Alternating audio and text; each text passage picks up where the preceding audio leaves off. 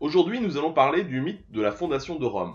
Alors, les Romains inventent des mythes, comme les Grecs, pour expliquer la fondation de leur capitale, à savoir la ville de Rome. L'histoire des Romains et des Grecs est bel et bien une mythologie, une histoire fondée sur des mythes, des récits inventés par les hommes pour expliquer le monde qui les entoure et leur passé.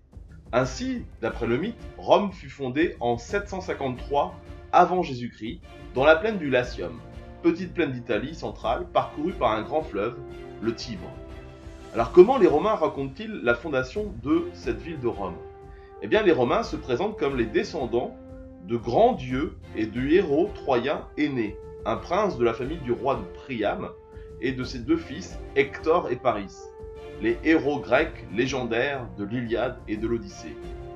Ces récits donnent aux Romains une origine divine et rattachent leur histoire à la mythologie grecque, peuple qu'ils ont réussi à mettre sous leur domination, mais pour lesquels ils admirent leur culture, leur histoire, ainsi que leurs croyances. Ainsi, les descendants de ce fameux Énée, prince troyen qui a réussi à fuir la cité de Troie, mise à feu et à sang par les Grecs du roi Agamemnon, et qui après un long voyage débarque sur les côtes italiennes. Donc les descendants de ce fameux Énée, les fameux jumeaux Romulus et Rémus, fondèrent la cité de Rome. Romulus serait de plus le fils du dieu Mars, dieu de la guerre chez les Romains, et donc le descendant direct du héros troyen Énée, lui-même fils de la déesse Vénus. Il n'empêche que Rome est née d'un meurtre. En effet, d'après le mythe, les deux frères décidèrent de fonder une ville. Comme ils étaient jumeaux, et qu'on ne pouvait pas les départager en fonction de leur âge, ils en appelèrent à l'arbitrage des dieux, et s'en remettent à leurs décisions, c'est-à-dire aux signes qu'ils vont leur envoyer, ce que l'on appelle à l'époque des augures, des signes divins, comme par exemple le vol des aigles. Ainsi les deux frères se placèrent au sommet de deux collines, Romulus sur la colline du Palatin, Rémus au sommet de la colline de l'Aventin. Rémus vit 6 aigles tourner au-dessus de sa tête. Sûr de sa victoire, il alla narguer son frère, qui au même moment en vit 12 tourner au-dessus de lui. Une violente dispute éclata entre les deux frères, qui se conclua par la mort de Rémus tué par son frère Romulus.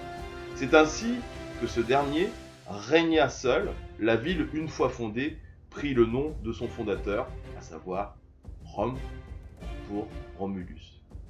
Au début, ces mythes sont d'abord transmis à l'oral, puis ces textes qui racontent cette légende sont écrits à la fin de la République, c'est-à-dire au 1er siècle avant Jésus-Christ, soit près de 700 ans plus tard. Ils sont mis par écrit par des poètes comme Virgile ou comme des historiens comme Tite-Live. En effet, l'Énéide est une épopée composée par le poète Virgile, dans laquelle il raconte les origines légendaires de Rome. Rédigée sous le règne de l'empereur Auguste, l'Énéide vise à glorifier Rome et son empereur. Il offre ainsi un passé glorieux à cette ville de Rome et à son peuple. Il s'inspire très fortement des épopées d'Homère, à savoir l'Iliade et l'Odyssée. L'Énéide connaît immédiatement un grand succès chez les Romains, qui en font leur histoire officielle à une époque où l'Empire romain s'étend sur toute la Méditerranée. Les Romains utilisent donc leur mythe pour justifier leur conquête. Ils sont les fils de Mars, le dieu de la guerre, et du dieu Jupiter, et le dieu Jupiter leur a promis un immense empire. Voilà comment on peut expliquer ici cette fondation de Rome, légendaire pour le peuple pour le peuple des Romains, même si l'archéologie aujourd'hui confirme qu'au 8e siècle, cette ville de Rome serait née, mais pas tout à fait dans les mêmes conditions que le mythe nous le raconte.